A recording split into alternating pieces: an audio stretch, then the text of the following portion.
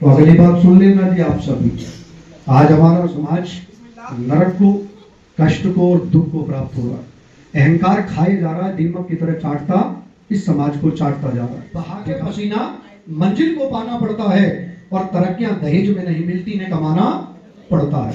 तो आज ऐसी कमाई लेके जाओ जो आशीर्वाद की, प्रेम की और श्रेष्ठता की कमाई हो कि तुम दोनों का जीवन सदग्रस्त बने, आदर्श बने, ऐसा मार्मिक बने कि आपको भी गर्व हो और आपको भी गर्व होना चाहिए। ऐसा आशीर्वाद लेकर 1 रुपया का बलिदान इस परिवार की आत्मा से सीखें, विचारों से सीखें कि 1 रुपया कन्यादान इस परिवार ने लिया है।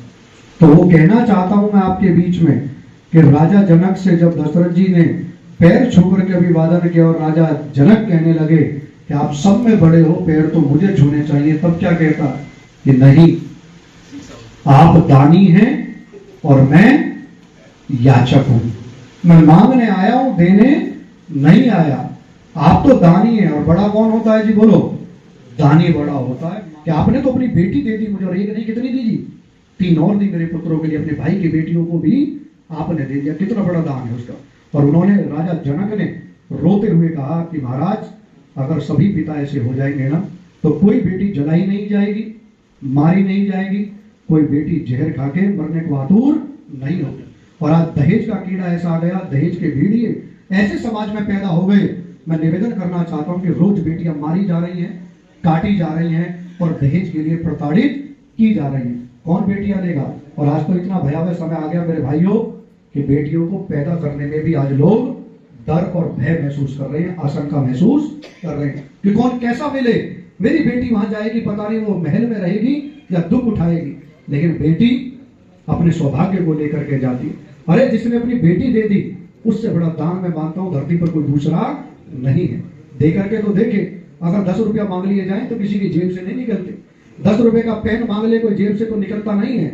लेकिन जिस बेटी को पाल कर, परोस कर इतना बड़ा पिता करता है, विवाह के योग्य बनाता है और बिना विचारे उसको सौंप देता है, इससे बड़ा त्याग, इससे बड़ा बलिदान, इससे बड़ा समर्पण धरती पर कोई दूसरा नहीं है। अगर काबिलियत है तो अपने कमाई से कमा करके करो, दूसरे के धन से कभी उन्नति नहीं होती है। तो इसलिए अपने जीवन में ऐसा आधार रखो कि जो आशीर्वाद ये बुजुर्ग दे रहे हैं, विद्वान दे रहे हैं, ये ऐसा फल है कि तुम गृहस्थी नहीं, क्या बनो, सदगृहस्थी बनो। माता सीता की तरह तेरा बेटा जीवन होना चाहिए। कैसा कि जिस समय वो वनवास को गए तो उसने कहा सीता माता ने कि मैं भी साथ चलूंगी।